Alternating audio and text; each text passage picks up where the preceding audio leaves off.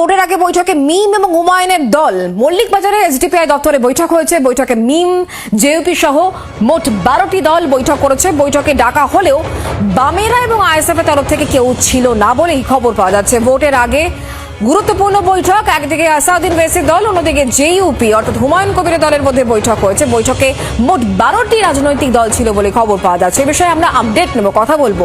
পিয়ালি এই মুহূর্তে আমাদের সঙ্গে রয়েছেন, আমাদের প্রতিনিধি টেলিফোন লাইনে। পিয়ালি, এই বৈঠক নিয়ে কি খবর রয়েছে? আর দেখো, যে রাজনৈতিক দলগুলো আজকে অংশ নিয়েছিল তার মধ্যে এসডিপিআই, এমআইএম, তার সঙ্গে সঙ্গে জেইউপি, তারা আর সঙ্গে 10-12টা রাজনৈতিক দল, ছোট ছোট রাজনৈতিক দল, তারা আজকে অংশ নিয়েছিল এবং তাদের মূল বক্তব্য যে আসন্ন বিধানসভা নির্বাচনে তারা মূলত তৃণমূল কংগ্রেস এবং বিজেপির বিরুদ্ধে তাদের লড়াই এবং সেই কারণে তারা জোট করে এগাতে চাইছে। এবং যেটা ইমরান সোলাঙ্কি, যিনি এমআইএম এর রাজ্য সভাপতি, তার বক্তব্য যে তারা তাদের তরফ থেকে সিপিএম, সিপিআইএম এর ফরওয়ার্ড ব্লক, আইএসএফ তাদেরকেও জানানো হয়েছিল, যদিও তারা আসেনি।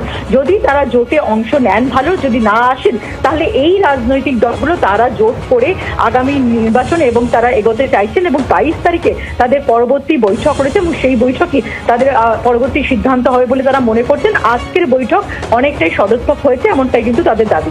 ধন্যবাদ পিয়ালি।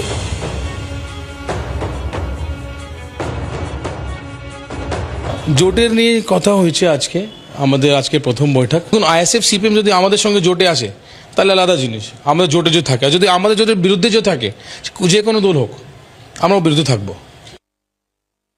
আমরা ডিফারেন্ট দল, এআইএমআইএম, জেইউপি, এসডিপিআই, আজাদ সমাজ পার্টি, আমরা সবাই আরও কিছু দল যারা জোট করতে ইন্টারেস্টেড ছিলেন তারা আজকে এক ছাদের তলে এসেছিলেন।